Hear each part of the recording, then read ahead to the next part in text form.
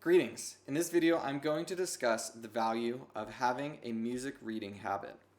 Now, we as classical guitarists want to be good at reading music, and classical guitarists are notorious for being bad at reading music, and for good reason. It's a challenging instrument to read music on.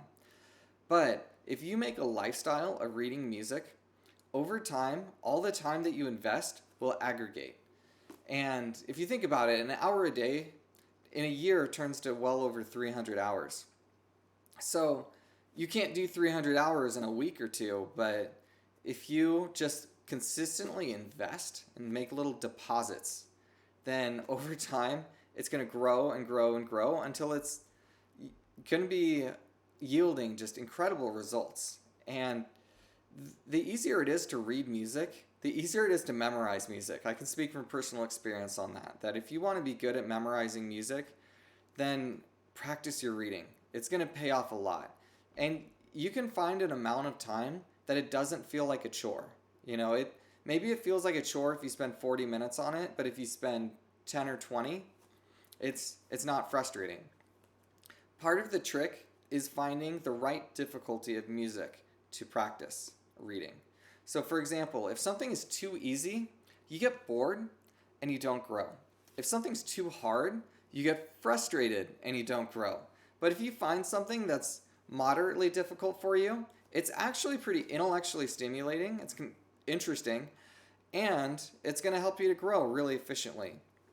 So being intentional to find music that's going to help you to grow is very, very valuable. Now, I'm going to provide a link to imslp.org, which is an excellent website. It has an incredible amount of public domain music. That means that this music was written before copyright laws in the United States applied, and we are able to freely distribute this music without breaking any laws. And many libraries have contributed scans of music that we can download for free anywhere in the world. So for example, Mauro Giuliani, you can go search him up on IMSLP and find all his music that we still have and read it. And some of the manuscripts and things like that aren't going to be that great at quality, but at the same time we have access to just an obscene amount of music. Paganini actually wrote a lot of music for guitar. There's a lot of these classical era guys especially who that's kind of the bright point in the history for classical guitar. If you go earlier than that, a lot of the music was written in a different type of notation for different instruments. The modern classical guitar as we know it sort of took the shape it has now, but it was a smaller instrument around the year 1800. And it was around year 1900 that over time it started to get bigger and bigger and bigger. But as far as how the bridge works and different facets of just how this instrument is built, it kind of grew into being, okay, it's generally 6 strings and has this body type and has the strings connected to the bridge and the tuning peg in this way. That being said, there's loads and loads of free classical guitar music online available to you. I'm going to show you 2 collections really quick. This one is Required Studies for Classical Guitar by Jerry Willard, which has quite a large amount of music. There's kind of an odd disparity in difficulty. Toward the end, there's some stuff by Napoleon Coste that gets extremely difficult. And it just doesn't match the difficulty of most of the book, but it has a lot. There's a lot in here. And you get a lot of music for how much you spend. So I'd encourage you to check that out. Julio Segreras wrote some progressive books.